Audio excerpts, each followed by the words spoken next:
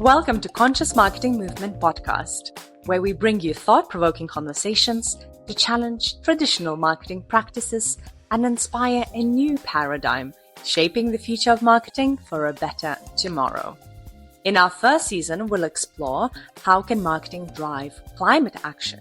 We'll be talking with sustainability communicators, brand strategists, designers, all sharing their knowledge and first-hand experiences. So whether you're listening to us at home with your favorite beverage or on your daily commute, make yourself comfortable and enjoy the episode. Okay, welcome to Conscious Marketing Movement podcast. Today our guests are climate tech marketing fairies, as they call them, Amelia Zimmerman and Meg Kendall. They founded a marketing agency, Climate Hub, providing marketing and communication services for climate tech companies. Welcome to Conscious Marketing Movement podcast, ladies. Thank you. Yeah, thanks so much for having us.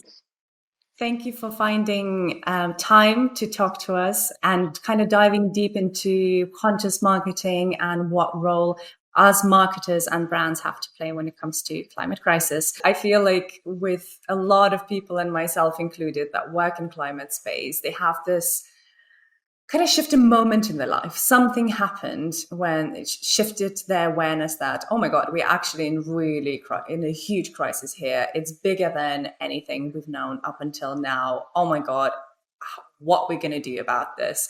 So did you have that moment and what was it? Or was it more like a gradual process? I had worked in different industries on different kinds of projects. None of it really felt like it really meant anything. But I had learned a lot of skills working on those projects that I then realized I could continue on in a kind of B2B corporate setting, but still actually work on the climate crisis. So that was it for me. But Meg, I'm not sure about you. Yeah, so it was both. It was gradual, but there was also like a point in my life where I was like, okay, I need to do something different. I always wanted to be involved in sustainability and climate types of things, but I never really understood how to make it work from a financial standpoint, which I'm sure many people probably have had that experience as well. But really the moment that I actually was able to switch over to focusing on climate and writing and all the things I care so deeply about now was after I had my daughter, because I was working a job that I hated, and then I had my daughter, and I was like, how uninspiring for a kid to like see her mom working a job that she hates. So that was really the thing that put like a fire under my butt, I guess I would say. And then, yeah, I dove right into, at first I was looking at sustainability, but I was really interested in climate tech because I like the complexity of it. And because my dad growing up was a real big giant tech nerd. So I had a little bit of like nostalgia at it too, because I just know that he would be so geeked out by all the like amazing tech that we have today. I guess having a child is such a life-changing experience that makes you look at the world and what you do and the jobs that you're choosing even more.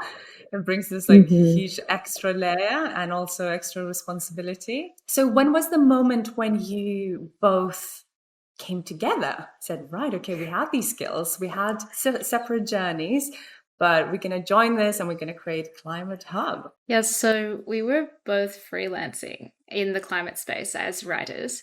And we did that for sort of a few years independently. I found Meg fairly early on and I saw her LinkedIn profile and I thought, oh no, she looks really good. So she was on my radar as a person to watch, and I think we reached out and we chatted. And then we would sort of share clients occasionally and just kind of work collaboratively. And then towards the end of last year, we decided let's do a report on the current state of climate tech marketing, because we both work across so many clients. We have so many insights. Let's come together and produce this. And that report turned into a content newsletter. And then eventually we just said we can do so much more for the climate tech companies out there if we come together. Yes. So that's how it happened. Amazing. And for how long have you been running now? I mean, it's been a kind of a gradual journey, but I would say this year has been us working together. The report was published in January, and that's what really kicked everything off. So about a year now, officially. Can you tell our listeners more about this report? Because I have seen it and I have downloaded it, but for those who haven't seen it, can you just maybe introduce the report and the work that you've been doing? Yeah, so I had the idea for a while. I really wanted to put out like a state of the industry report, just because there wasn't really anything out there like that for climate tech, at least that was specific to marketing. And it just seemed like a really Mhm. it's something that could be like a very helpful asset to the community. But I was never going to get it over the line by myself. And I actually, Amelia, it's funny because we were just misremembering who reached out to who first, and we were both half correct.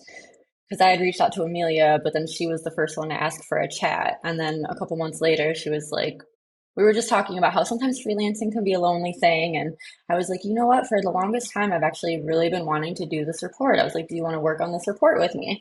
And so that's how it started. But yeah, it was actually a really fun process. We actually reached out to like 20 plus climate tech marketers at fairly well known companies in the space to interview them one on one and get their insights on like what they think is working in climate tech, what they see going forward, like what worked best for them as far as like lead generation and collaborating and just making relationships in the space. So it was really cool to have that primary data to inject into the report, and it was pretty well received, and it was a fun project to do too. So, and we got our Canva design skills supercharged. At least I did, because it was my first time trying to do it.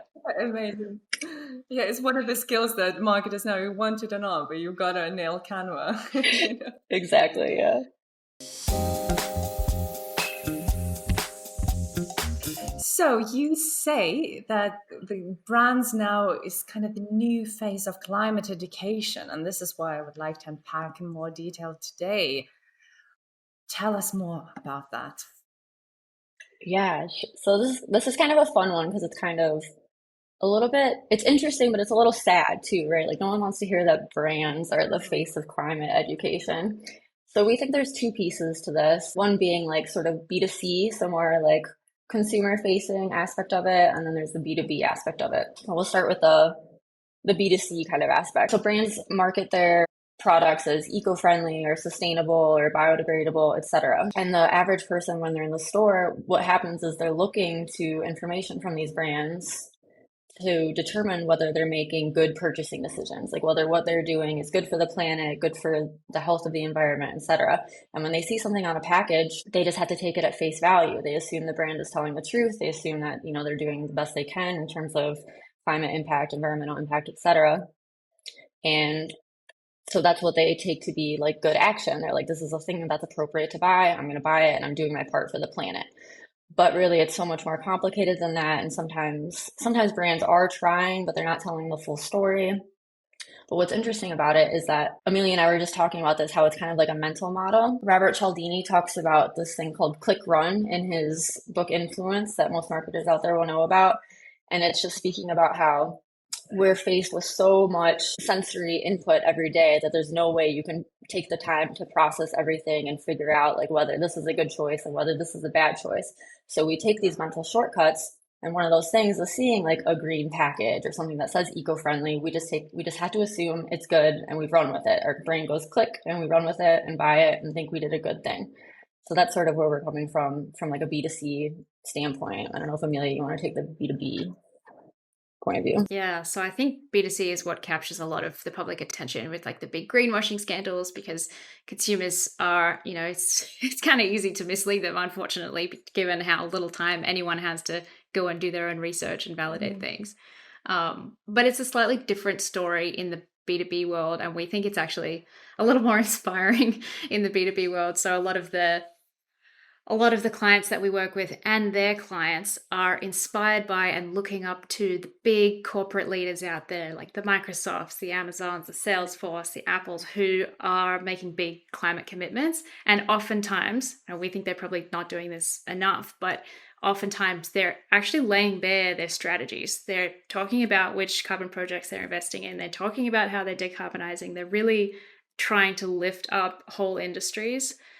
And we think that they've now found themselves in another role that they probably didn't realize either. They are leading the corporate sector on what best practice looks like for decarbonization because no one else is stepping up to do this. The governments are lagging behind. Even the international organizations are often one step behind what the companies themselves are actually just going out and doing. So that's sort of another element of this, and it's probably a happier story than the consumer story right now.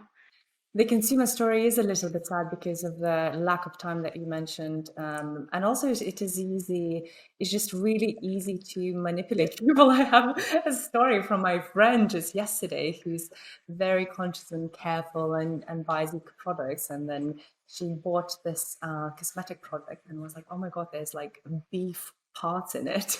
She's like, how can I know? Yeah, this is ultimately the big problem with greenwashing is not that a few people get misled, but that an entire society gets disillusioned with any of this messaging whatsoever. And so they will eventually see a green package and a normal package and say, this is probably not true anyway. So I'm just going to go with the normal package, you know? Right. So So what can we do as marketers to, I guess, stop this, to improve this? It all just comes back to being very careful with the language you choose to use and not being vague. It sounds so simple, but it really it does come back to that over and over again. Like when you say something vague, it doesn't mean anything. And maybe that's part of the reason people use such vague phrases is because it is left up to interpretation. Like you can't think there's anything wrong with building towards a sustainable future, but really the company may not be doing anything at all on the back end to do that. there's a lot of forward-looking statements in sustainability. So they talk about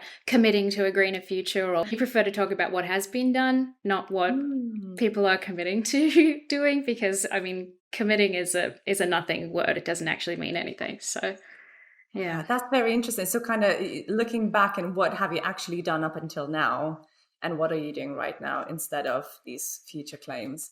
I really like that because it's kind of metaphor for staying present as well.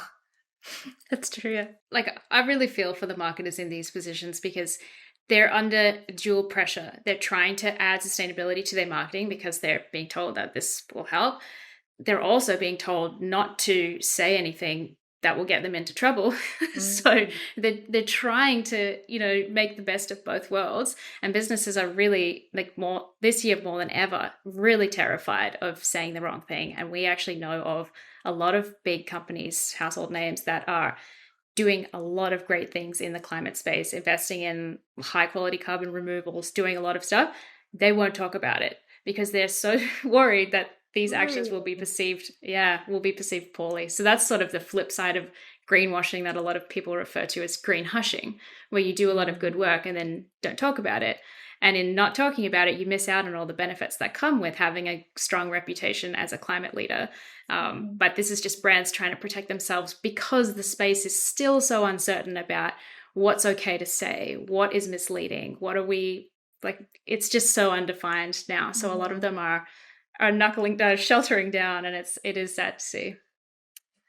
That is really interesting. In Europe here, we have a green claims directive that is at least says what terms you can use, which should be avoided. There's actually a number of certifications and accreditations that you can use in order to kind of prove that the work that you're doing is legit. But going back to education side, I'm curious that it just is phenomenal that, gosh, it is maybe quite sad to see we live in the world where brands are the main storytellers, right? And from the maybe bigger perspective, consumerism perspective, like, whoa, what does it say about us as a society? And then who has that responsibility with in schools, for example? I did a bit of Googling before this podcast, and what I found about, well, just the statistics of where people getting their climate education from. And it says that 48 to 50% of Gen Zs or Gen Zs, whatever you want to call them, get their education from social media. So yeah, that's which is worrying. Makes sense. That is worrying. It is a challenge, I think, because the school component is absolutely necessary. And I definitely got climate change education, not a whole lot, but I got some. And I think I grew up in a generation where it was pretty much accepted. But as a society, we seem to have taken a few steps back in that regard when you look at how polarized the mainstream media is and social media. And I think, especially a lot of people in the climate space today, they really feel like the mainstream media has failed the climate debate in multiple ways. Initially it was giving equal weight to both sides when it was not an equal argument to begin with.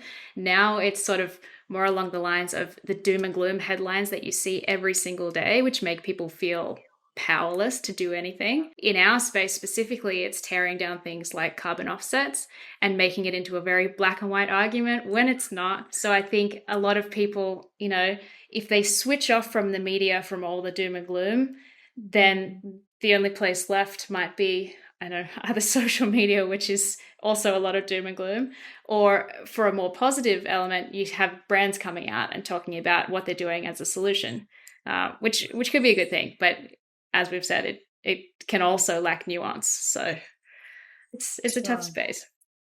Well, it makes me think of, have you guys seen that meme where it's like people can identify like this many brands, but they can't identify like oak tree leaves and maple tree leaves and things like that? That's what it makes me think of. So it makes sense that like all these people, like, yeah, they are like, brands are what they're exposed to the most. It's what they know, and it's what they like, what they're familiar with and what they come into contact with every day. And like, of course, that's where they're sort of downloading their information from, rather than from alternative spaces that aren't so in their face all the time. Sure. Yeah, I see that meme very, very clearly. It's so sad. It is sad. It is sad. But we are here trying to do something positive, and I think it will be Exactly. important, one day looking back and remembering those conversations and remembering our effort, to do something. But on a more positive note, you helped brands stand out as category leaders in climate tech. And can you share a successful story where you feel like you communicated the brand's value in the climate tech space, and what do you think made that project successful? Yeah, so one of the nice things about being in the climate space is that even though there is competition, it's often quite friendly competition. Now, that doesn't necessarily hold true, I think, for all of the climate tech verticals that exist, because there are a number of them.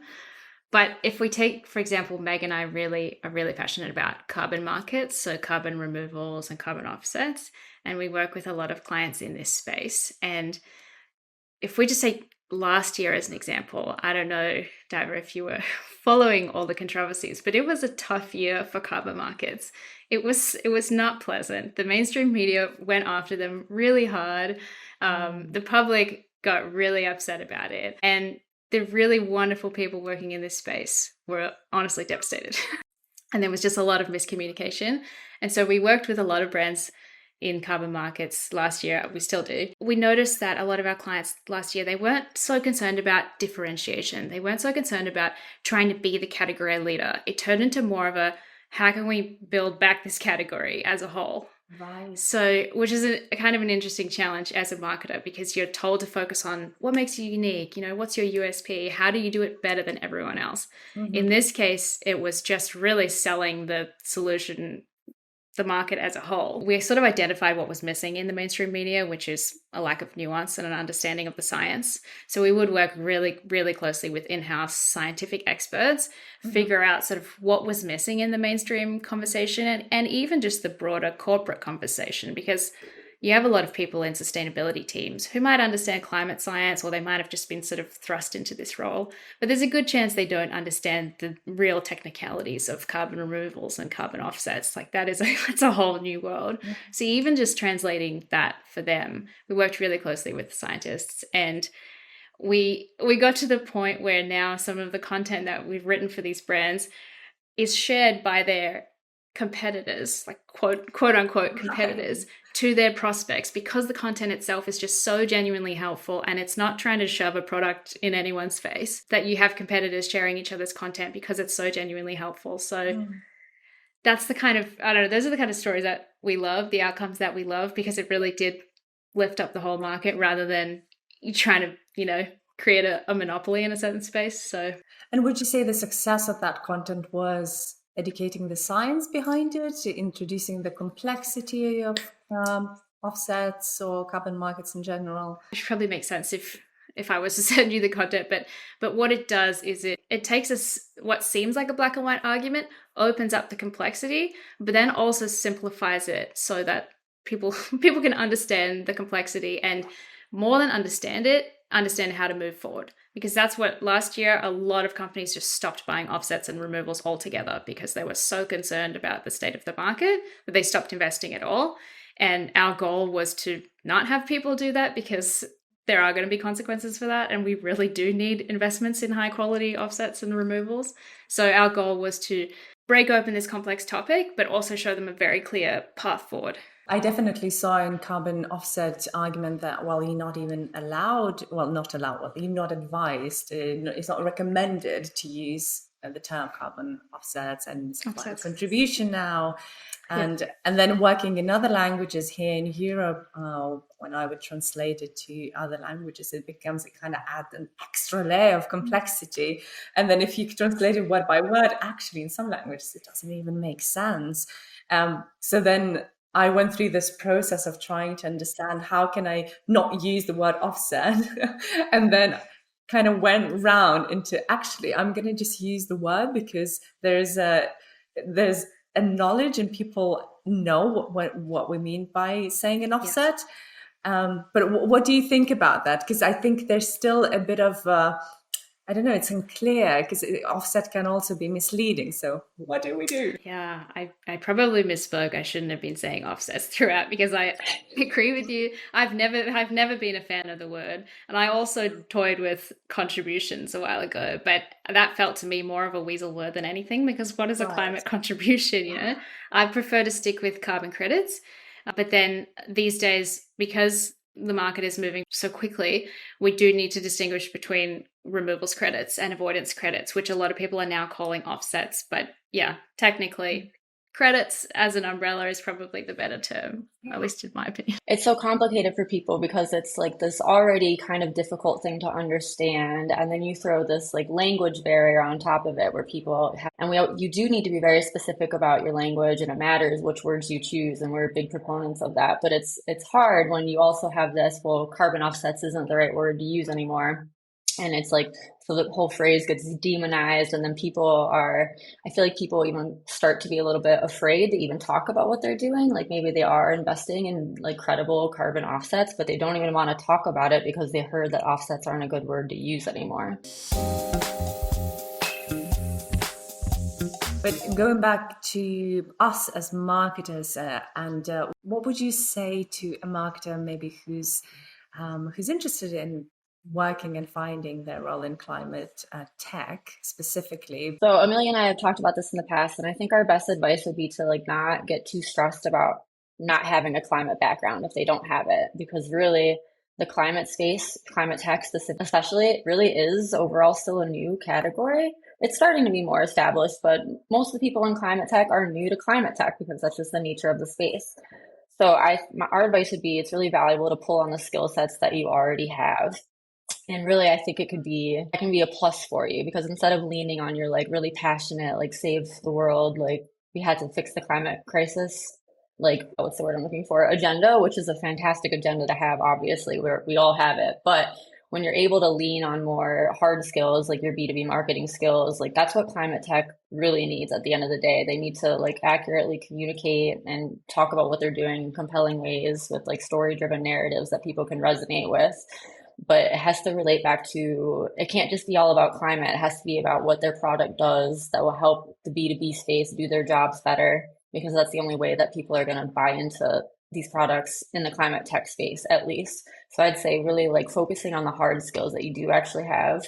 And then also you do need to catch up on the climate science knowledge, of course, but I think like having those other skills to lean back on are actually a plus for you when you're trying to like switch from a more general space to the climate tech space. Honestly, for climate tech specifically as well, I would say it's really helpful to get up to speed with the corporate sustainability space. I've actually met with a lot of people who come out of climate science degrees and they go to work in sustainability teams, and they're actually still completely unprepared because what you learn in a climate science degree is not necessarily your day-to-day role in a corporate sustainability team. It's a whole new world of regulations and compliance and like business objectives, and yeah, having that sort of that corporate perspective on things is really helpful too. And it's, even if you're working at a climate tech startup, it's helpful to understand that space because those are your clients. That's who you're selling to. I think I agree. Also, when I started, you start with building the skills, and I was always involved with environmental, more like advocacy campaigning. I've come from quite a hardcore activist background, so it's a different reality. But then again, the messaging that we used to use in probably more radical movements, it paralyzes people and it doesn't really inspire action sometimes. So I definitely see that climate communication is changing, focusing more on like, right, okay, but what are we actually doing now, today, and what are the solutions we're focusing, and not so much on the doom and gloom. Yeah, which is a good thing. One of the things we like to lean into is no doom and gloom. We like to keep things light and bright. Because that works, right? If you've got a short space to convey something, then light and bright seems to work, especially in the climate tech space where optimism really is the driving force here. We're trying to solve this problem. But, the longer form content that we create from an education perspective, you definitely need to get into the consequences and the negatives and what's wrong with the situation. But optimism as a whole seems to work better, end on a positive note. If you leave people feeling hopeless, there's a ton of psychology research that shows that they would just tune out and not do anything. Some of the brands feel a lot of fear and pressure of not wanting to communicate the good work that they do because of the certain consequences that might come up. Other brands are maybe sharing too much and doing it in a bad way. Where do you see the future in terms of brands being climate educators going? Where do you think we're heading? It's complex. I really hope, for the brand's sake, especially from a B2C perspective, I really hope they get clarity on what they can and can't say about their climate action, because a lot of them are taking steps, but there's just so much confusion, and it varies depending on where you are, and a lot of brands are multinational, so it's so confusing. And I really hope that we get some kind of universal standard that makes brands feel confident in what they're saying, so that we can clamp down on a lot of this misleading greenwashing, whether it's intentional or not, and so that brands have the confidence to actually talk about what they're doing. And hopefully within that, we see marketers closing the skill gaps. Maybe marketers, one of their key functions is getting up to speed on climate science, or working really closely with sustainability teams so that what they're putting out there really is accurate. Meg and I were just talking about this the other day, because there was, I think, another Microsoft scandal or something. When each time when one of your heroes, not that Microsoft is a hero necessarily, but when some famous person gets cancelled, and you just think, oh, really, another one? And it makes you sad personally, because you really looked up to them. And in our case, there are a lot of great corporate leaders on climate, but when things like this come out, that someone's been a great leader in one space, but it turns out they've been investing in oil and gas on the side, or they have a huge AI footprint, it does undermine that leadership, because people think, okay, well, maybe we shouldn't look to Microsoft for what they're doing, even if what they are doing in a lot of cases is really good stuff. It's undermined by these other actions that are taking. I mean, we'd hope to see the leaders kind of get even more clear on what they're doing, and sort of bring a bit more integrity to their actions and their leadership. And then hopefully more brands are following in their footsteps, and if these bigger brands can give them the confidence to do so, then we really hope. I don't see anything bad about B2B brands being climate leaders, because we know that the private sector needs to decarbonize. So if they have role models that they can look to, then that's a great thing. I think the private sector, kind of think of it like, is the private sector going to lead this, or is the government going to lead this? And I think we've seen the answer, and that we really believe in the power of the private sector to do so. Primarily because we know that governments are slow to catch up. The private sector kind of has to be the one to do it, right? And I also think they have an advantage because they have the opportunity to take bigger risks and like get creative with their messaging and talk about these exciting projects that they're doing. And if they can, as Amelia was saying, converge like their good actions that they're doing over here in one department, and they get more aligned on like the not so great things that they do on the other side, it doesn't negate the good things that we're doing. So I guess in the future, we're just hoping to see more convergence or unity, and like them actually taking advantage of the power they have to inspire people that look up to them every day, because like it or not, that's sort of the situation that we're in, and they need to use that power carefully and responsibly. Very much so. Such huge power, so much exposure, millions of people, 1,000 views every day. It's very, very big numbers. I also would like to bring another perspective there, kind of more grassroots approach, and small companies and startups and small to medium scale companies. I think here in Conscious Marketing Movement, we really feel like we have the power as small companies to also change and contribute to the dialogue. And kind of forget sometimes about these big companies and say, well, how can we as people with smaller budgets can contribute? Because it's all good and nice to be talking about giants like Microsoft or Amazon or Google, but their game is very different to, I guess, what we're playing, what Climate Hub is. That's true. You do need leaders at each sort of level and scale, because if a 10-person company looks at what Microsoft is doing and thinks, well, okay, we can't afford 100 or 500, whatever the crazy amount that they're paying for carbon removals right now, that's not an option for us. So sometimes they need other examples that they can follow. And to end our conversation, the last question is what keeps you going every day when you wake up, work with your clients? What keeps you going? I think for me, the best thing about working in climate tech is that all of our clients are genuinely really, really good people. You know what I mean? Like, especially when I first started out, I would get so excited to be talking to like these like people that are my age that were like ex Google or ex Shopify or whatever they were doing. And now they're like commercializing this direct air capture unit that they made in their backyard. You know what I mean? And now they're in like the pilot phase and they're scaling it up to like do their best to combat the climate crisis. And when I first started out, I just thought it was so cool to be talking to people like that one-on-one every day. Like, because I'm not doing any science projects in my backyard. I'm just helping them like communicate what they do more compellingly and with accuracy. So I think just remembering that the people we work with every day are doing such incredible technological like feats of amazingness every day. I think that's just really inspiring. And that's what keeps me excited from day to day. Oh, that's so nice. Yeah, that's so true, Meg. I recently, I've always been a bit of a pessimist, but recently read some books and decided that I'm now an optimist, which I truly believe is a choice that a person can make.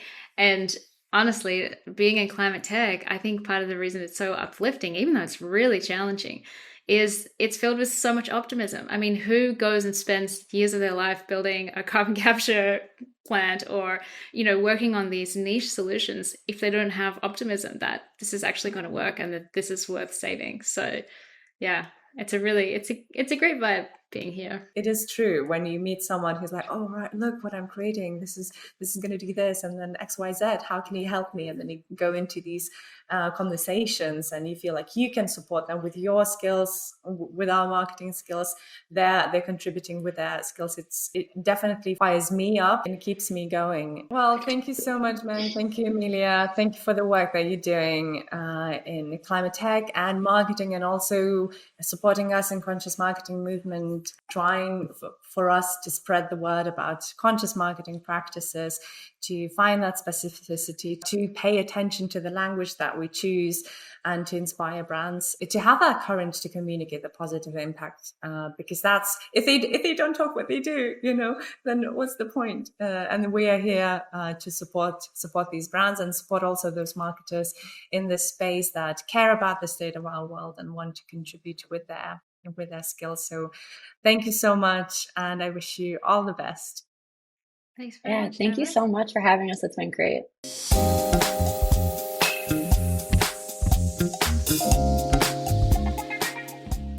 Thank you so much for listening to this episode.